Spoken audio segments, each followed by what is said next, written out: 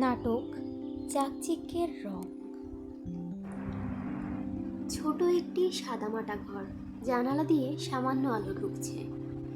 শেহানা নামে এক যুবতী আয়নার সামনে বসে নিজের সাধারণ পোশাক ও জীবন নিয়ে চিন্তা করছে।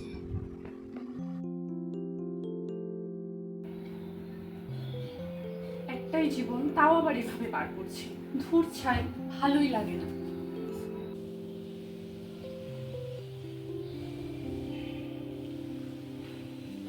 জান, দেখো তোমার জন্য কি এনেছি। কি? আগামী শুক্রবারে আমাদের অফিসে ভোজের আয়োজন করা হয়েছে। ভাবছি তুমি আমি একসাথে যাব।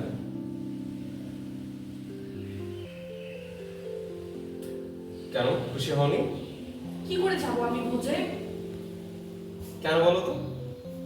একটাও নতুন জামা নেই আমার।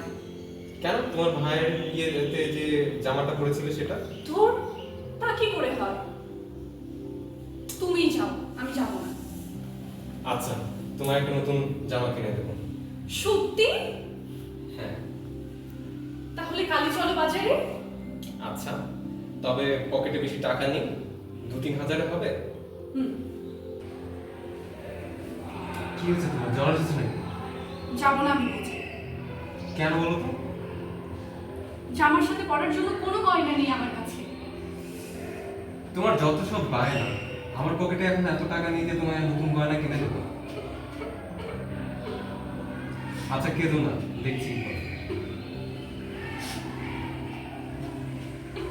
তোমার ওই কলেজের বড়লোক বান্ধবীটি আছে না, ওর কাছ থেকে ধার নিলেই তো পারো। ঠিক বলেছো, এটা করলে কিন্তু বন্ধ হয় না। অবশেষে মনে অনেক জড়তা এবং সংশয় নিয়ে শেহানা তার বান্ধবী জাহানারার বাড়ি কড়া নাড়ল।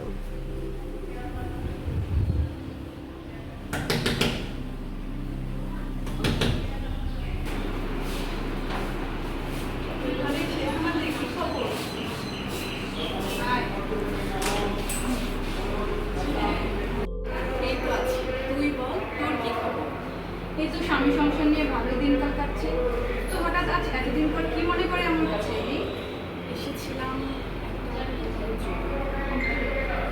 বল, কি উপকার করতে পারি আমি তোর জন্য? দাওয়া পেয়েছি আমার দুজনে, কিন্তু শাড়ির সাথে যদি।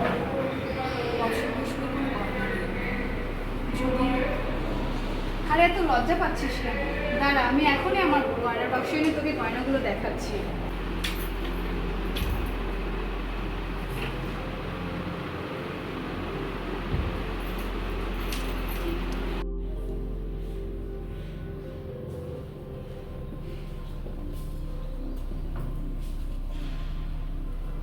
দেখ তো গয়নার বাক্স থেকে কোনো গয়না পছন্দ হয় কিনা।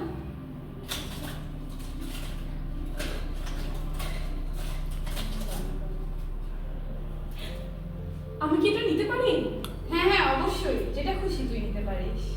ধন্যবাদ বান্ধবী। অবশেষে শেহানা নিজের পছন্দ মতো পোশাক ও গহনার সাথে সেই ভোজ অনুষ্ঠানে পৌঁছালো। অনুষ্ঠানে থাকাকালীন এই সময়টা তারা খুব আনন্দের সাথে উপভোগ করছিল। একটা সময় তারা ফিরল এবং হঠাৎ তার অজান্তেই তার নেকলেসটি খুলে পড়ে গেল।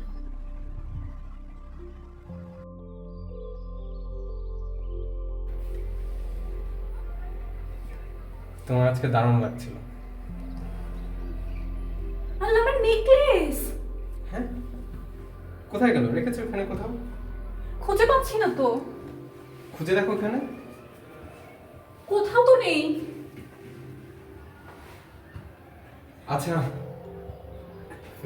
এখানে আসার আগে কোথাও ফেলে দিয়ে এসেছো মনে হয়, যে দেখে আসছি। জাহানারা বেগমের নেকলেসটি তারা কোথাও না পেয়ে অবশেষে বিভিন্ন দোকান খুঁজে তারা কেনার চেষ্টা করল, কিন্তু হায়, কোনো দোকানেই তো মেলে না সেই অলংকারের খোঁজ। অবশেষে অনেক একই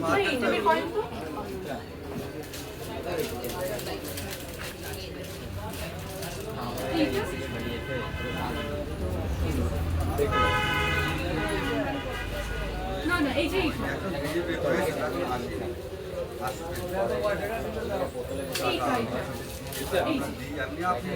এই যে। এখন যে চা খাতে লাগে তো নিতে পারেন দিয়ে নি কিরাম কত এখন না দিতে পারেন আজকে তো আমার বান্ধবীর আসার কথা, কিন্তু এখনো যে কেন আসছে না ও।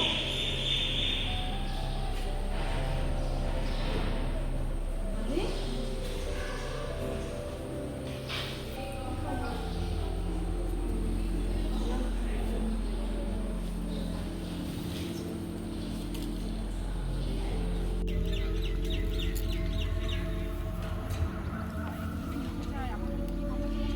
জাহানারা বেগমকে ফেরত দেবার জন্য ফিরে গ্রামে হাট কিনতে গিয়ে অনেক পরিশ্রম এবং ত্যাগ করতে হলো সেখানে। তারা অনেক কষ্টকর কাজ থেকে শুরু করে অন্যের বাসন মাজা, ঘাস তোলা, গাছ পরিষ্কার করা সহ বিভিন্ন ধরনের কষ্টকর কাজ করে নিজেদের পরিশ্রমের মাধ্যমে তারা যে টাকা ধার দেনা করেছিল সেই হারটি কেনার জন্য সেই টাকা পরিশোধ করতে থাকে।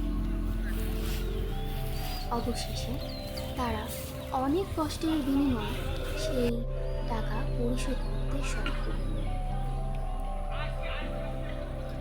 কিন্তু শেহানার জীবন বদলে গেল।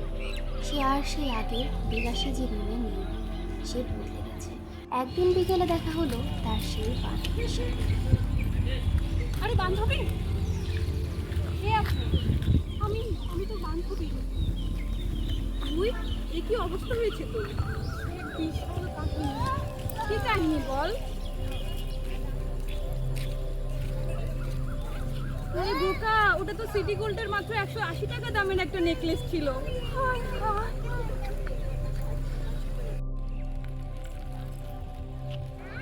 বাড়ি ফিরতে ফিরতে শেহানা তার বান্ধবীর বলা কথাটা বারবার ভাবছিল। সে ভাবল সেদিন যদি নেকলেসটা না হারাতো জীবনটা আজ অন্যরকম হতে পারত। ক্ষণিকের চাকচিক্য যেন জীবনের রং বদলে দিল তার।